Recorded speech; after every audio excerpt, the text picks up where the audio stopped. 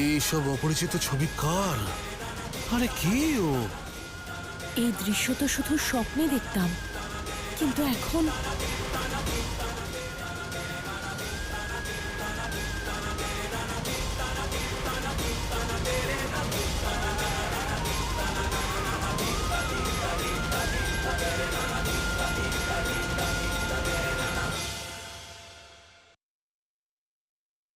হর হর মহাদেব।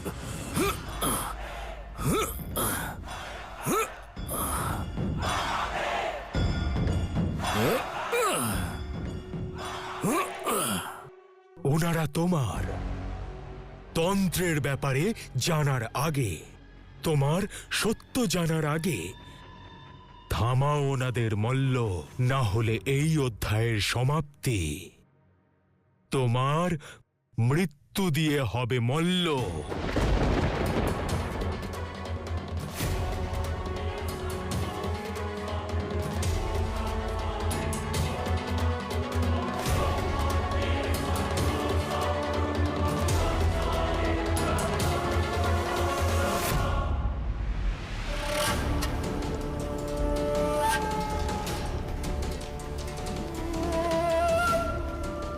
সাধু বাবা, সাধু বাবা, না,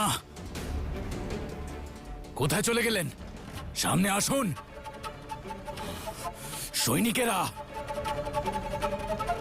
সে কোথায় কোথায় কোথায় গেল? সে সাধু কোথায় গেল? কোথায়? ক্ষমা করবেন মহারাজ, আমরা ওখানেই ছিলাম, কাউকে দেখতে পাইনি। আরে তাহলে তোমরা কি করছিলে?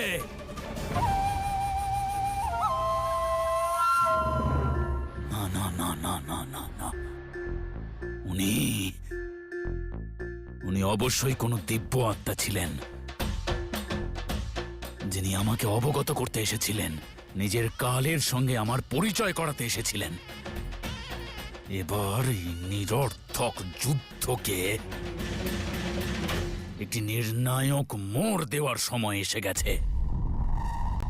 এবার মল্লের জয়ী হওয়ার সময় এসে গেছে, আর তার জন্য আমি যে কোনো রকম বলিদান দিতে প্রস্তুত। আমি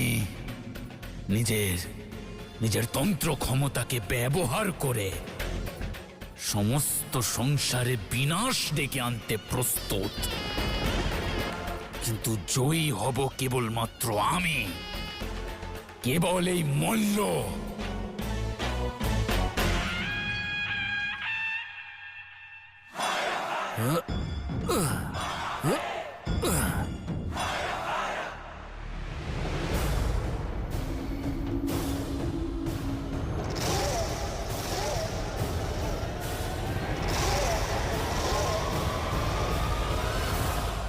কোথায় আছে ওরা দুজন?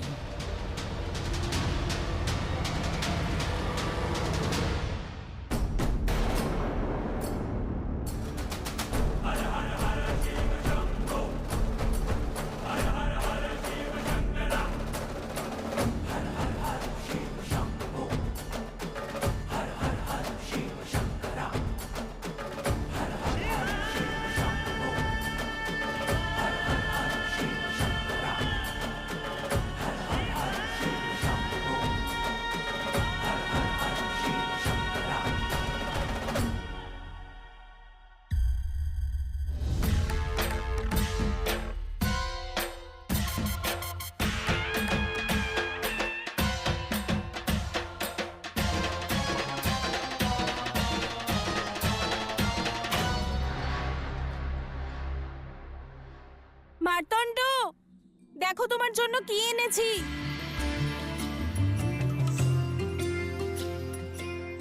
হে ভোলানাথ,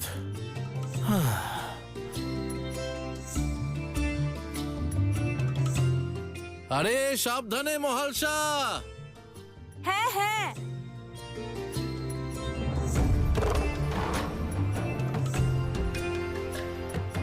আরে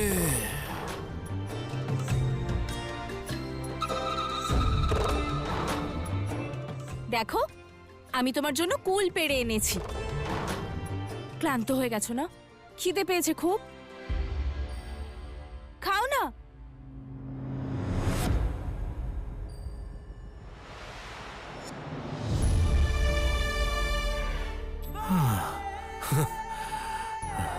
কিসের খিদে, কিসের তৃষ্ণা?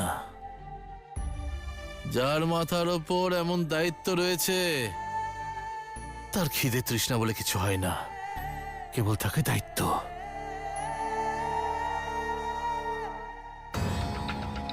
কি হচ্ছেটা কি এসব কে জানে? যে মহালসার জন্য এখানে এসেছিলাম আমি, সেই গ্রাম ছেড়ে চলে গেল। আহ!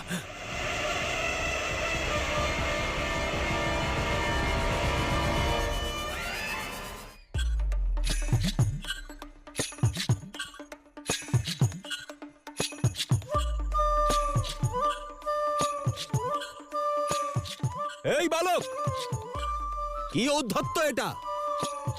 তুমি কি চোখে দেখতে পাও না নাকি? দেখতে পাই তো, তাই তো আপনার সঙ্গে মহালসা দেবীকে দেখতে পাচ্ছি না।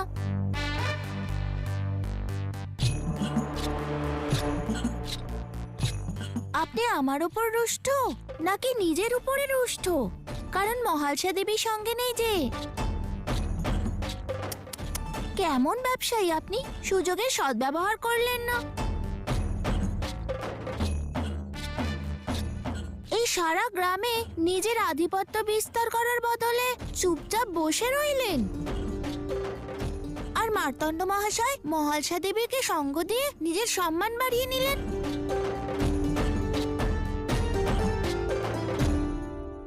তুমি সবকিছু জানো তাই না বালক? আমি তো এটাও জানি যে আপনি কে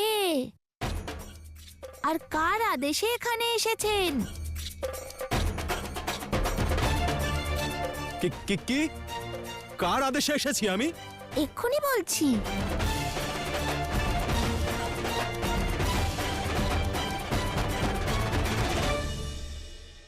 মহারাজ মল্লের।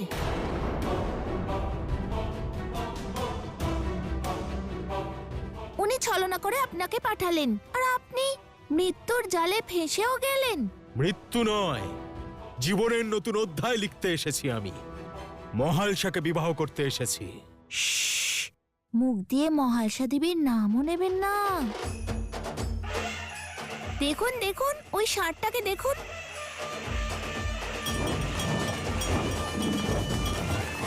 যেই আপনি মহালসা দেবীর নাম নিলেন, অমনি ওই ষাঁড়টা কত ক্রুদ্ধ হয়ে গেল।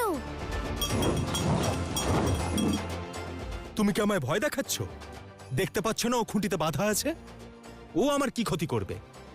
আমি মহালসার নাম নেবই, বারবার নেব। আমি মহালসাকে বিবাহ করব, অবশ্যই করব। মহালসা আমার। আরে চুপ করুন, মহালসা দেবীর নাম নেবেন না। ওই ষাঁড়টা কত ক্রুদ্ধ হয়ে গেছে। হোক না ক্রুদ্ধ, আমি মহালসার নাম বলবই, বারবার বলবো। মহালসা, মহালসা, মহালসা।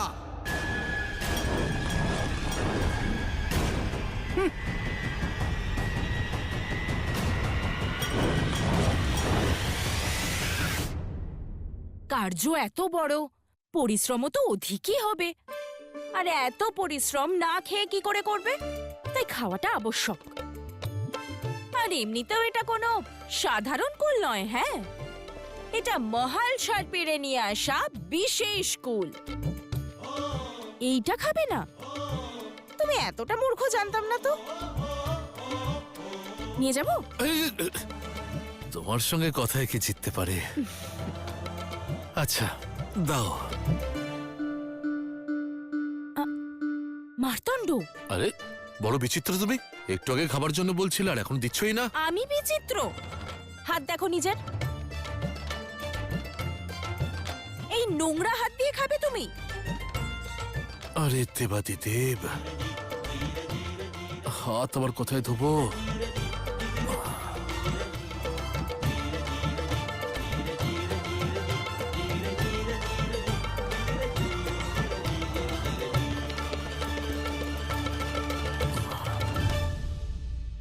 হে ভোলানাথ,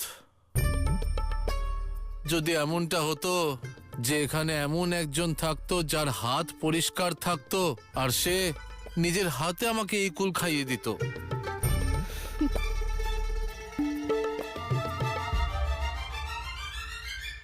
আরে মহলসা, তোমার হাত তো পরিষ্কার। তাহলে তুমি আমাকে খাওয়াতে পারো তো?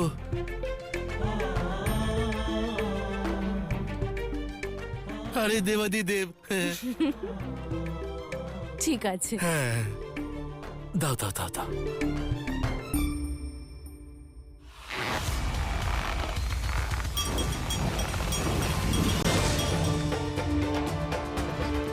আবার বললেন নাম? হ্যাঁ বলেছি, কি হয়েছে? তাহলে ওই দেখুন।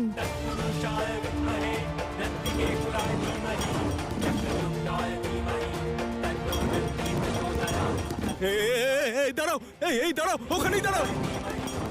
আমাকে বাঁচাও, বাঁচাও আমাকে, বাঁচাও, বাঁচাও, কিছু একটা করো, বাঁচাও আমাকে, বাঁচাও। এখন এই ষাঁড়ের প্রকোপ থেকে আপনাকে কেবল মহাদেবী বাঁচাতে পারবেন। পালান! আরে কাছাকাছি চলে এসেছে, কিছু একটা করো না।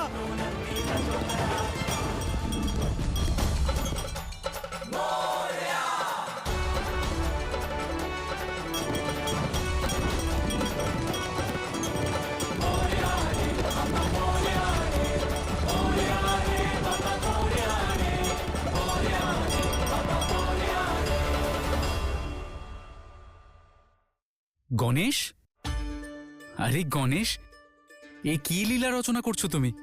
চলো, আমাদের কৈলাসে ফিরতে হবে। কি বলছো দাদা? এমন ভালো সুযোগ ছেড়ে দেব? আমি তাহলে বুদ্ধির দেবতা কেন? মাতার হাতের ভোজনের স্বাদ গ্রহণ করতে এসেছিলাম, কিন্তু মাতা পিতার মধ্যে মিলনের বিঘ্ন দেখতে পেলাম। তাই ভাবলাম এসেছি যখন সেই বিঘ্ন কাটিয়ে দিয়ে যাই। কি করব? আমি যে বিঘ্ন হরণকারী, আমি যে বিঘ্ন হরণকারী, আমি যে বিঘ্ন হরণকারী। সে তো তুমি অবশ্যই।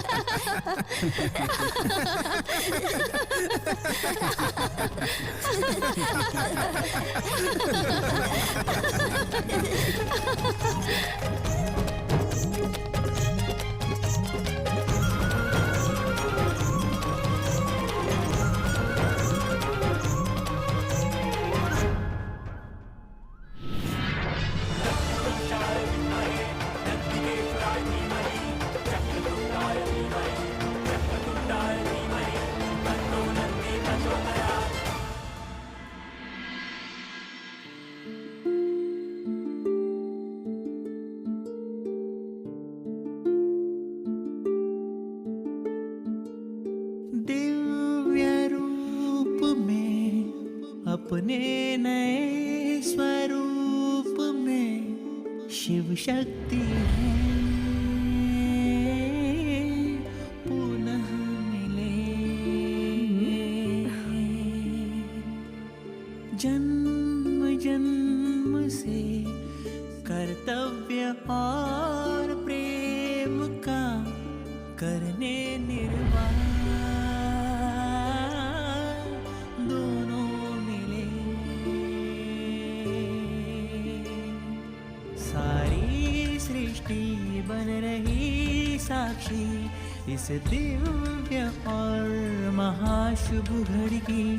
मल्हार के रूप में है शिवम, है भाल सबनी स्वयं पार्वती।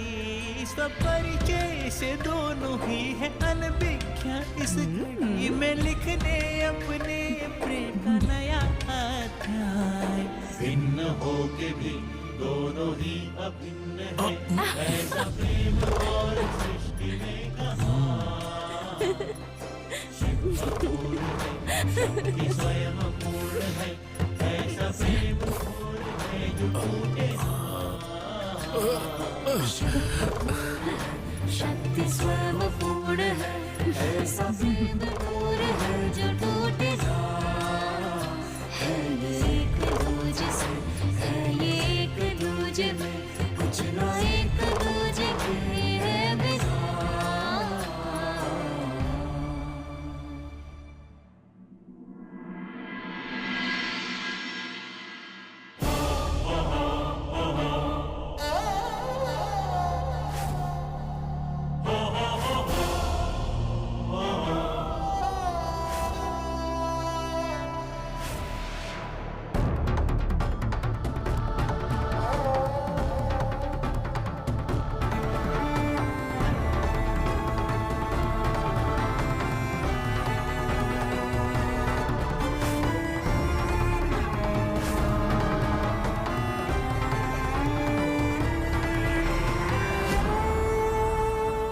মার্তণ্ড, আমার আমার তোমায় তোমায় কিছু- কিছু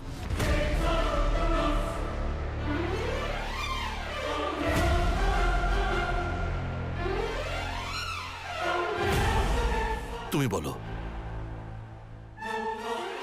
তুমি বলো। আরে এই কুল কে নিয়ে এসেছে? তুমি না? তাই প্রথম অধিকার তোমারই। বলো বলো।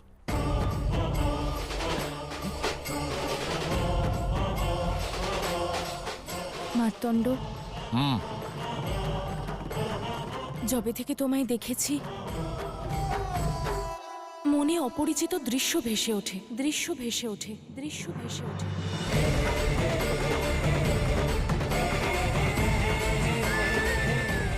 মনে হয় এতদিন ধরে যে স্বপ্ন দেখেছি তা সত্যি হতে চলেছে।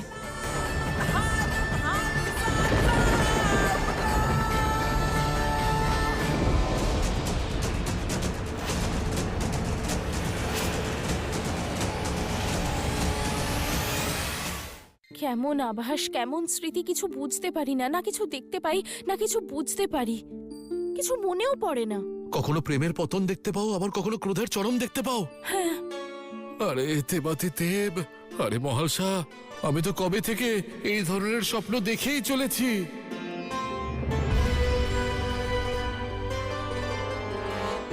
কখনো দুজনের চোখে একে অপরের প্রতি ভালোবাসা দেখতে পাই, আর আবার কখনো ক্রোধের অগ্নি। হ্যাঁ,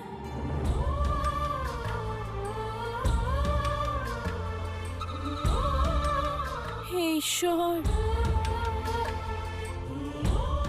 কারা এরা যারা প্রতি রাতে আমার স্বপ্নে আসে, আমায় বিচলিত করে? আর মার্তণ্ড, এই স্বপ্নের বিষয়ে আমি কাউকে কিচ্ছু বলিনি, এমনকি মা বাবাকেও নয়। যে স্বপ্নের আধারই নেই তা তো অর্থহীন শোনাবে, কি করে বলি কাউকে? আরে মহালসা, তুমি জটিলতার জন্য মৌন ছিলে, আমি পরিস্থিতির জন্য। আর একটা কথা আমাকে বলো তো, তোমার বা আমার কাছে এমন কেউ কি ছিল যার কাছে আমাদের মনের কথা বলতে পারবো? কেউ না।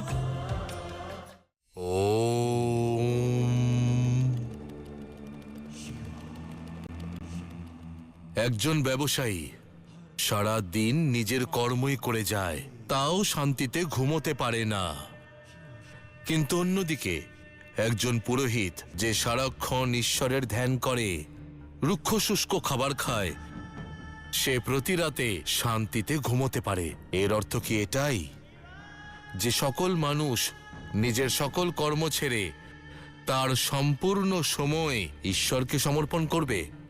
না, এই সংসার তো ঈশ্বর দ্বারাই সৃষ্ট, সেই জন্য একে চলমান রাখাও ধর্ম। যখন আপনি সম্পূর্ণ শ্রদ্ধাশীলভাবে নিজের কর্তব্য পথে এগিয়ে যান, তা হলো আধ্যাত্মিকতা। সেই জন্য এখন থেকে আপনি যা করবেন নিজের জন্য নয়, এই সংসারের জন্য করুন। ও